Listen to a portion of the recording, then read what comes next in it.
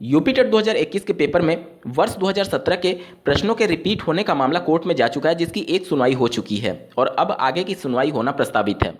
माननीय कोर्ट ने ये टिप्पणी की थी कि 21 लाख लोग अभ्यर्थी इस परीक्षा में सम्मिलित हुए थे और याचिकाकर्ता की संख्या मात्र 2 थी, जिसकी वजह से एक मैसेज नहीं जा रहा था कि ज़्यादा अभ्यर्थी इस पेपर को रद्द कराना चाहते हैं। इस वजह से उन्होंने, जो पिटिशनर्स के वकील थे, उन्होंने कुछ वक्त मांग लिया था आगे होने वाली सुनवाई में, ताकि इसमें प्रूफ किया जा सके कि ज़्यादा से ज़्यादा अभ्यर्थी चाहते हैं कि यूपी टेट की परीक्षा रद्द हो। इस वजह से पिटिशनर्स के वकील के द्वारा समय मांगा गया है और अब अगले सुनवाई पर ये एक तरीके से सिद्ध करना होगा कि ज़्यादा अभ्यर्थी इस पेपर को रद्द कराना चाहते हैं और मामला प्रभावित हो रहा है, भविष्य में जाकर के प्रभावित करेगा। इस वजह से यूपी टेट का पेपर रद्द होना चाहिए। क्या संभावनाएं बनेंगी? क्या वाकई में यूपी टेट का पेपर रद्द होगा या फिर कुछ और पॉइंट्स इसमें जोड़े गए हैं पिटिशनर्स के द्वारा, जिसकी वजह से ये केस बहुत कमजोर हो जाएगा भविष्य में जाकर के?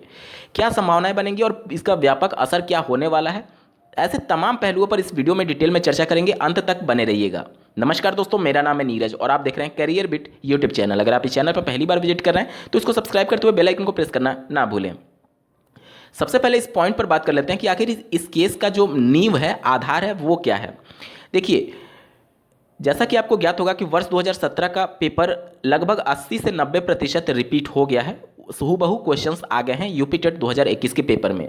ये एक पॉइंट था जिसके आधार पर केस लड़ा जा सकता था, जिसमें कुछ कानूनी पेंच नहीं फंसता और अगर सही से दमदारी से अपनी बात रखी जाती तो निश्चित तौर पर दबाव बनता कि आखिर इतनी संख्या में प्रश्न रिपीट क्यों हुए हैं, क्योंकि इसका व्यापक असर इस वजह से पड़ता। देखिए, भले ही आप ये दावे कर सकते हैं कि किसी को पता नहीं था पेपर रिपीट हो रहा है या नहीं हो रहा है, लेकिन इस बात से भी इनकार नहीं किया जा सकता कि पीएनपी लगातार सवालों के घेरे में रही है। चाहे आप 68,500 में विसंगतियों को लेकर के पीएनपी की तत्कालीन सचिव डॉक्टर सुत्ता सिंह को निलंबित करना हो राज्य सरकार के द्वारा, या फिर यूपी टेट 2021 के पेपर लीक मामले में पीएनपी के तत्कालीन सचिव को प्रदेश सरकार ने निलंबित कर दिया हो, या फिर आपने कुछ समय पहले देखा होगा कि पेपर में एक खबर भी प्रकाश में आई थी कि पीएनपी का एक क्लर्क, जो कि गलत तरीके से डॉक्यूमेंट वेरिफिकेशन कराता था पैसे को लेकर के, उसको भी गिरफ्तार किया गया था। तो इस बात से तो इनकार बिल्कुल भी नहीं किया जा सकता कि पीएनपी हमेशा संदिग्ध के घेरे में रहती है, हमेशा उस पर सवाल उठते रहते हैं।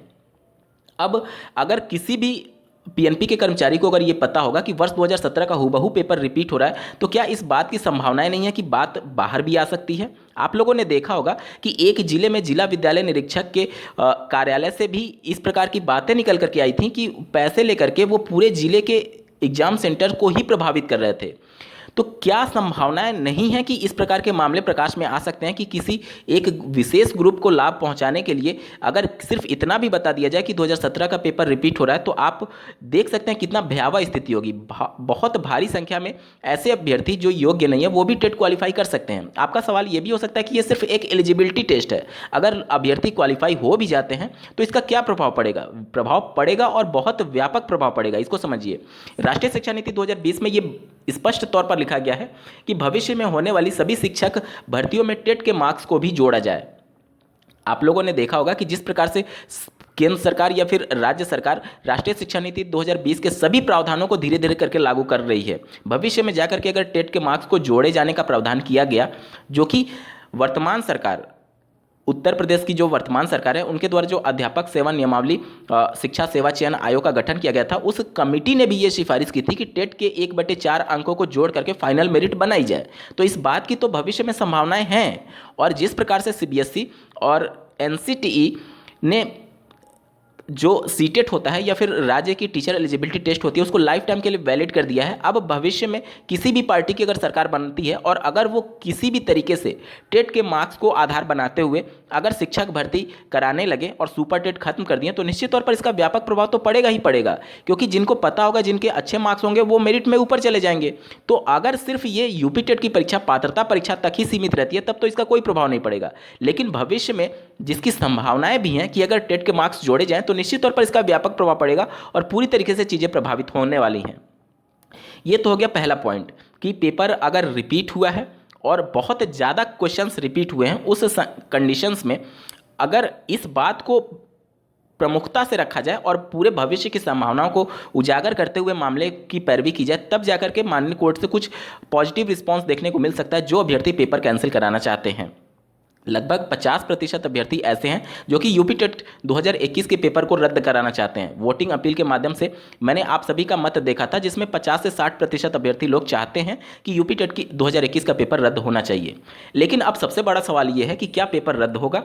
देखिए, इस याचिका में जो केस जिन पॉइंट्स को बना करके लड़ा जा रहा है, इसमें एक पॉइंट तो ये तो है, और लेकिन जो याचिका करता है जिन्होंने इस केस को फाइल किया है, उनके द्वारा याची जोड़े जा रहे हैं। उसमें महत्वपूर्ण पॉइंट ये बताया जा रहा है, चुनाव के बाद प्रदेश सरकार बड़ी शिक्षक भर्ती का विज्ञापन जारी कर सकती है। अगर सरकार बदलती है तो निश्चित तौर पर विज्ञापन जारी होने की संभावनाएं बढ़ जाएंगी, जिस प्रकार से अपने रैलियों में लगातार उनके द्वारा वादे किए जा रहे हैं।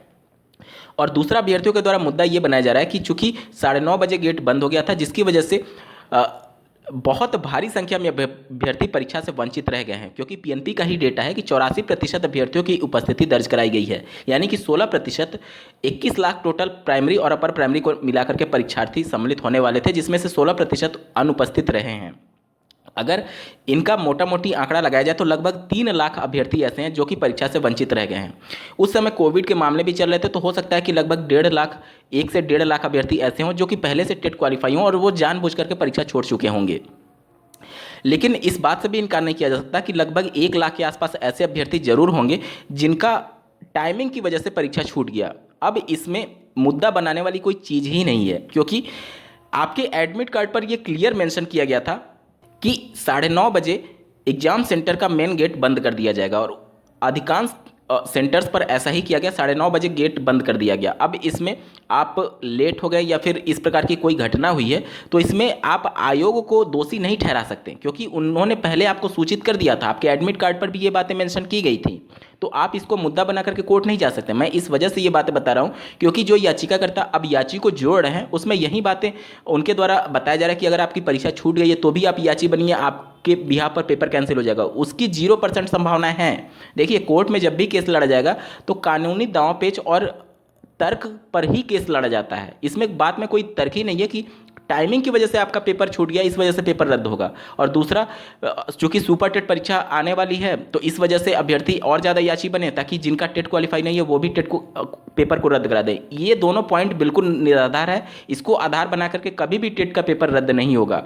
एक महत्वपूर्ण और सबसे मजबूत जो पॉइंट है वो यही है कि भविष्य में जाकर के ये सिर्फ एक पात्रता परीक्षा अगर नहीं रहती है और इसके मार्क्स जोड़े जाते हैं तो इसका व्यापक असर पड़ सकता है आने वाली शिक्षक भर्ती में। यही एक मजबूत पॉइंट है, इसके अलावा टेट पेपर रद्द कराने का कोई भी मजबूत आधार नहीं है। तो जो भी याचिका करता है, अगर अपने केस को मजबूत बनाना चाहते हैं तो एक ही पॉइंट पर लड़ें कि चूंकि इस शिक्षक पात्रता परीक्षा को भविष्य में जाकर के मार्क्स जोड़े जा सकते हैं और ये पात्रता परीक्षा लाइफ टाइम वैलिड हो चुकी है, इस वजह से बहुत ज़्यादा प्रभाव पड़ सकता है, भविष्य में जाकर के मेरिट प्रभावित हो सकती है। अगर इसी को केवल आधार बनाया जाए तब जाकर के कुछ संभावनाएं बचेंगी, अन्यथा की कंडीशन में यूपी टेट 2021 का पेपर रद्द होने के 0% संभावनाएं हैं। आपको क्या लगता है और पेपर रद्द होना चाहिए या नहीं, कमेंट करके जरूर बताइएगा। और साथ ही ऐसे ही महत्वपूर्ण अपडेट के लिए इस चैनल को सब्सक्राइब करना ना भूलें। इस वीडियो को देखने के लिए आपका बहुत बहुत धन्यवाद। भगवान करे आपका दिन शुभ हो।